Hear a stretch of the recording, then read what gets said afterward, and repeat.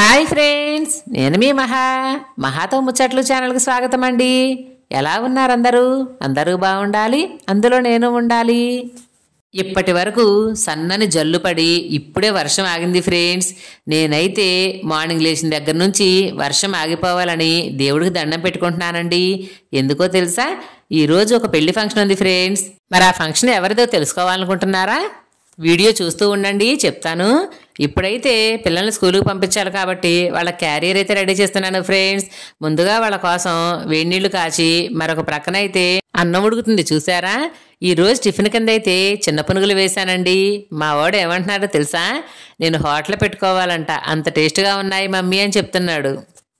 ఆడవాళ్ళు ముచ్చట్లలో పడితే లోకాన్నే మర్చిపోతారంటారు కదా, అది నిజమే అనుకుంటండి. నేను మీతో మాట్లాడుతూ కళాయిలో వేసిన పునుగులను అయితే మర్చిపోయానండి. ఇంకా నయం, ఇవి మాడిపోలేదు. టిఫిన్ వేసేసి పిల్లల క్యారియర్ సర్దేసి పతిగారిని పిల్లల్ని పంపించేసి మిగిలిన ఇంటి పనులన్నీ పూర్తి చేసుకొని నేనైతే ఇలా రెడీ అయిపోయానండి ఫంక్షన్కి. మరి ఈరోజు ఫంక్షన్ ఎవరిదో చెప్తానన్నాను కదా. తను నా స్టూడెంట్ అండి. నేను స్కూల్లో టీచర్గా చేసినప్పుడు తను నా దగ్గర చదువుకుంది. ఈ రోజేమో భోజనాలు, రేపేమో పెళ్లి ఫ్రెండ్స్. పెళ్లి కొడుకు ఇంటి దగ్గర అండి. మరి ఈ రోజైతే నేను భోజనాలకు ఇలా రెడీ అయిపోయాను ఫ్రెండ్స్. నా శారీ కలర్ కాంబినేషన్ బాగుందా? మీరు ఈ శారీని గుర్తుపట్టారా? ఫేస్బుక్లో, ఇన్స్టాగ్రామ్ పేజీల్లో ఎక్కడ చూసినా కూడా ఈ మోడలే హల్చల్ చేస్తుంది కదా. సో ఈ మోడల్ నాకు బాగా నచ్చి, అందులోనూ ఈ కలర్ కాంబినేషన్ అంటే నాకు చాలా ఇష్టం ఫ్రెండ్స్. అందుకే ఈ శారీని అయితే తీసుకున్నానండి. మరి ఈ శారీ నాకు ఎలా ఉందో ఖచ్చితంగా కామెంట్ చేయండి. ఇప్పుడు మనమైతే పెళ్లి కూతురు వాళ్ళ ఇంటికి వచ్చేసాము ఫ్రెండ్స్. పక్కనుంది మా తోటికోడలండి మాధవిని. అంటే పెళ్లి కూతురిని చూడగానే నా మనసుకి ఎంతో సంతోషం వేసిందండి. పిల్లలు గొప్పవాళ్ళైనప్పుడు తల్లిదండ్రులు ఎంత సంతోషపడతారో, స్టూడెంట్స్ గొప్పవాళ్ళైతే టీచర్లు కూడా అంతకంటే ఎక్కువ సంతోషపడతారు ఫ్రెండ్స్ కదా.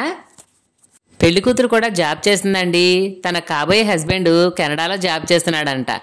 ఇక్కడ మరీ ముఖ్యంగా సంతోషించదగిన విషయం ఏంటంటే, పిల్లలు 10వ తరగతి పూర్తయిపోగానే పెళ్లి చేసేయాలనే ఆలోచన ఉన్న మా ఊర్లో ఈ మధ్య కాలంలో మగపిల్లలు ఆడపిల్లలు అనే తేడా లేకుండా ప్రతి ఒక్కరిని చదివించి వాళ్ళ కాళ్ళ మీద వాళ్ళు నిలబడాలి అనే ఆలోచన తల్లిదండ్రులకు రావటం నిజంగా సంతోషకరం ఫ్రెండ్స్. నేనైతే మాధవితో కొంతసేపు మాట్లాడి మనసారా దీవించి ఇక అక్కడి నుంచి అయితే భోజనాల దగ్గరికి వెళ్ళిపోయామండి.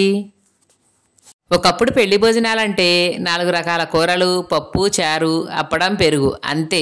కానీ ఇప్పుడు అలా కాదు. ఫంక్షన్ల ఖర్చు ఎక్కువగానే పెరిగిపోయింది, అలాగే భోజనాల ఖర్చు కూడా ఎక్కువగానే పెరిగిపోయిందండి. ఎందుకంటే ఒక ఫంక్షన్లో ఎవరు ఎన్ని వెరైటీలు పెట్టారో నెక్స్ట్ జరిగే ఫంక్షన్లో వాళ్ళకు మించి వెరైటీలు పెట్టాలని ప్రతి ఒక్కళ్ళు కోరుకుంటున్నారు. ఆ ఊర్లో అయితే ఆడపిల్లల పెళ్లి కంటే కూడా మగపిల్లల పెళ్లికి ఖర్చు భారీగా అవుతుంది ఫ్రెండ్స్.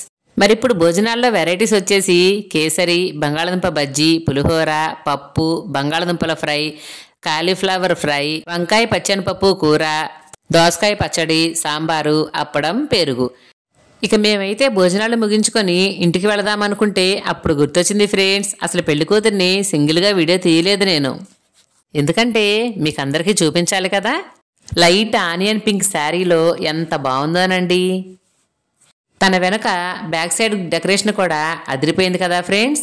గ్రీన్ కలర్ వాల్కి పసుపచ్చని బంతిపూల మాలలు బాగా సెట్ అయ్యాయండి. కొన్ని ఫంక్షన్లలో అయితే జనం ఎక్కువగా ఉన్నారని చెప్పి కొంతమంది భోజనం చేసి అటునుంచి అటే వెళ్ళిపోతారు.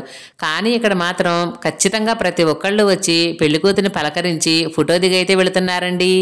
మరి నువ్వు ఇందాక ఫోటో దిగావు అక్క, మళ్ళీ వచ్చావేంటి అనుకుంటారేమో. తను కూడా మా స్టూడెంటేనండి. తన పేరు అనూష. వీళ్ళిద్దరూ ఫ్రెండ్స్. ముగ్గురం కలిసి ఒక ఫోటో దిగుదామని అడగటంతో మళ్ళీ వచ్చి వీళ్ళతో అయితే జాయిన్ అయ్యాను ఫ్రెండ్స్. మరొక్కసారి వాళ్ళందరికీ బాయ్ చెప్పి ఇంటికైతే వచ్చేసానండి. ఫంక్షన్లో ఉన్నంతసేపు కూడా నేను టీచర్గా ఉన్నప్పుడు వాళ్ళకి చెప్పిన మంచి మాటలను వాళ్ళు నాకు తిరిగి చెప్తూ ఉంటే మనసుకి ఎంతో సంతోషం అనిపించింది ఫ్రెండ్స్. మరి ఈ వీడియో మీకు నచ్చిందా?